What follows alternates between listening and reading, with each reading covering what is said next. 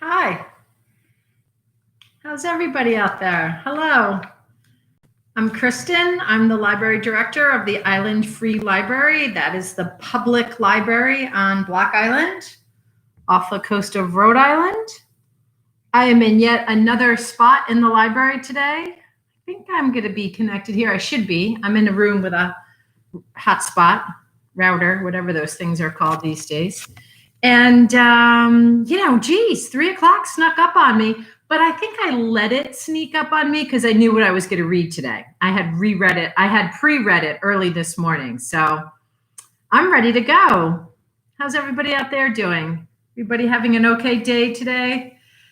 It is August 1st, Saturday, August 1st. Welcome to August.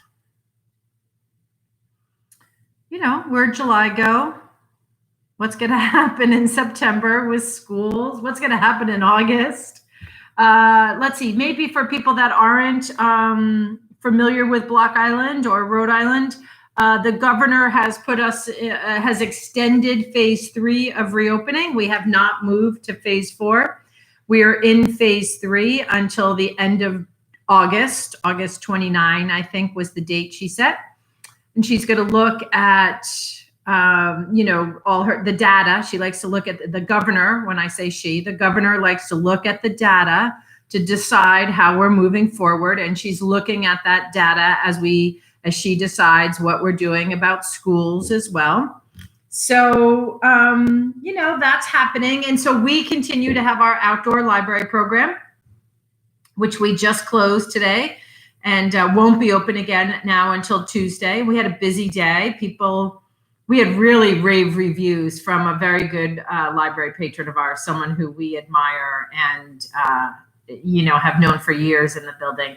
And she loves it. She thinks it's really the way to go. She's sharing it with the private school she teaches at, saying, this is what we need to be doing. And so that was good feedback. And other people enjoy it. We're getting materials out to people. People are leaving with books to read and puzzles to do and movies to watch and getting their paperwork details done, completed, those kinds of jobs completed. So we'll be doing that through August 29th, if not into September a little bit. I'd like to do it into September a little bit, but the one thing probably COVID has taught us all is that we need to remain flexible and adaptable, and circumstances change and plans change and decisions change. So for now, August 29th, and again, my choice a little bit into September as we see what happens. So it's a beach day. I'm heading there. I'm going to do that right after I read. So I'm going to read. So Frankenstein Tea is an adult story time. It's kind of funny story time. I'm not going to make you do a craft or sing or dance. It's not going to be that traditional of a story time, but it is short stories for adult listeners. I'm going to read from a book today that's called Summer Over Autumn by Howard Mansfield, a small book of small town life. This was an author that did an event here at the library, and he was so great. He was fabulous. He was such a great author. I always hope to have him back. And everything he read from here, small town, right? Small book of small town life really resonated with myself and most of the audience. And I hope with you as well today. So as I had forgotten this book was in the collection. So this is in the collection from the author. Look at that. We didn't have him sign it. Well, that wasn't good. We're going to have to definitely have him back to sign it. He read, several things from here at his event. And,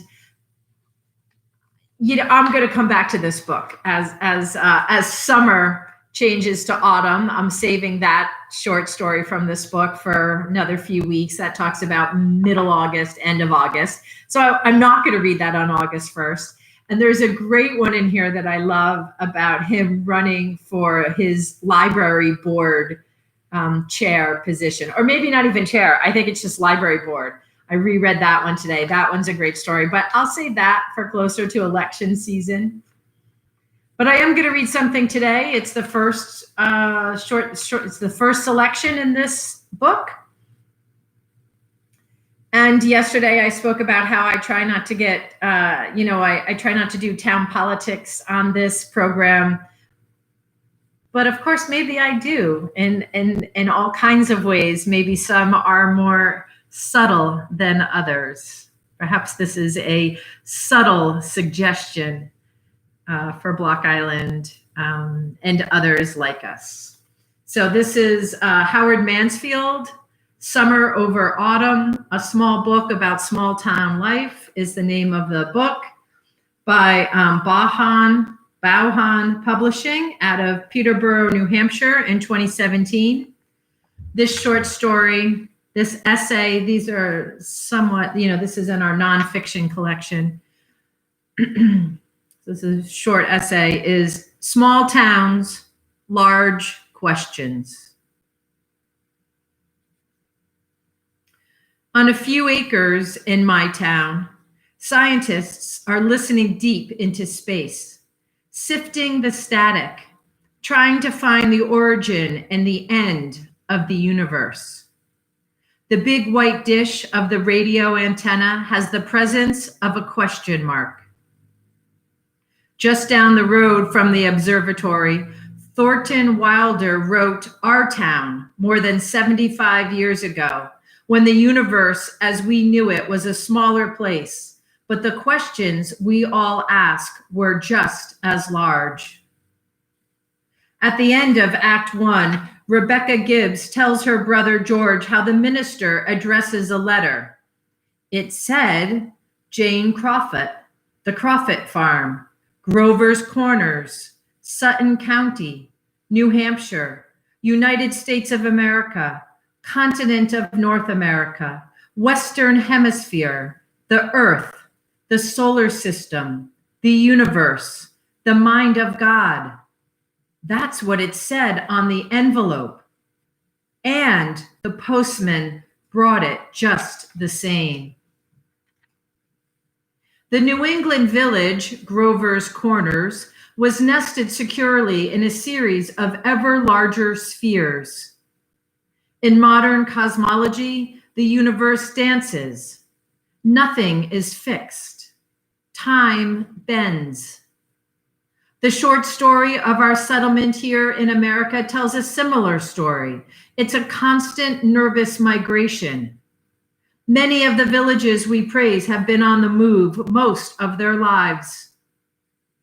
Open almost any guidebook or history of New England written in the last 250 years, and you will find the village praised as one of the most delightful prospects which this world can afford, as Yale President Timothy Dwight wrote of his travels in the 1790s. A place possessing the fitness and poise of a clipper ship, the highest and choicest beauty, as the great landscape architect Frederick Law Olmsted said in the late 19th century. Such praise casts the village as a beauty pageant winner, all dressed up with no place to go. The village is seen as a finished work. But these villages, like all American places, are fluid, mercurial. Some are settled first on a hill, then moved down by the water to run the mills. When the railroad came, they followed the rails. And when the automobile came to rule, they sloped across the landscape in malls, condos, and food joints. At its debut in 1935, Yankee Magazine lamented a New England about to be sold, to be swallowed into a sea of chain stores, national releases, and nationwide hookups. Some towns were a small Pleiades, a cluster of a half dozen little villages, which was soon eclipsed by a growing central village, which itself burned brightly into the auto age. Other villages are the story of the rise and fall of one commodity, clothespins, shoes, rocking chairs, buggy whips. American places are often but a rumor of community wrapped around the commerce of the moment. Walk a few rods into the woods around here and you will find the cellar holes of farms and small villages that long ago failed. To the many villages pursuing a revival, this history is like the old joke. The bad news is that these villages have changed, and the good news is that they can change again. We are a restless people, suckers for those magazine lists of the best 10 towns to live in this week. The lesson is this, advised one real estate wizard. When migration turns to a new region, do not clutch the dying past. Let go and move on. We don't settle a place as much as we experiment with it. Some towns are as imperiled as the family farm, as sitting down to get down to dinner together with the family, with no appliances talking to you. Many beautiful, important places are being lost.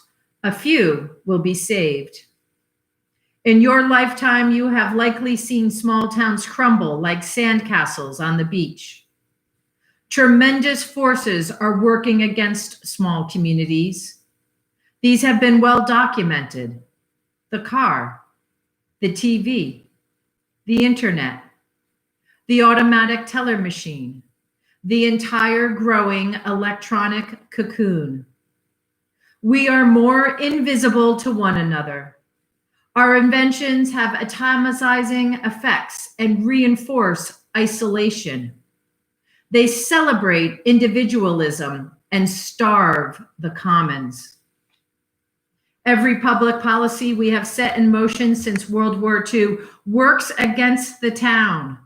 The model zoning codes, the funding and building of highways, the post office's eagerness to move from town centers.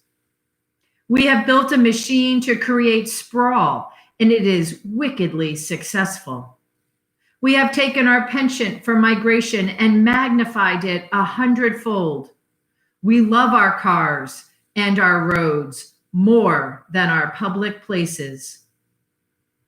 Against these odds, people are working to save small towns using innovative approaches like community loan funds, land banks, stewardship programs, and old-fashioned volunteerism with long committee hours. They are trying to stop sprawl and find a better way to build. Part of that bad news, good news joke is about newcomers in town. Yes, they don't know the stories and old ways, but they also don't know that things can't be done. Often, in partnership with the oldest residents, they take on the toughest challenges. They see that the grace the guidebooks have spoken of is still there. Time and again, they say, I lived out west, down south, etc. But when I came here, I felt as though I were coming home. I felt as though I had always lived here. Even after this long anti-village era, the order and repose of many villages has survived. These villages are a story about that most un-American attribute, limits.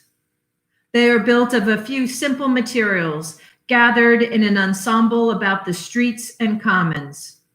Seen from afar, the New England landscape presents a harmonious prospect of village, farm, and forest, another set of nested spheres. From the top of one of our blueberry hills, which we pridefully call mountains, you can see the white spire of the meeting house and the main street of the village. And at times you can see the big white dish poking up among the trees, moving on its quest, the universe, the mind of God.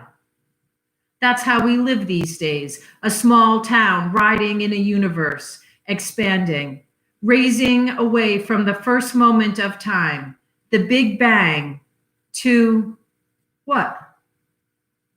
The astronomers have their questions and we have ours. Will these towns survive? The answers from both searches will be big news.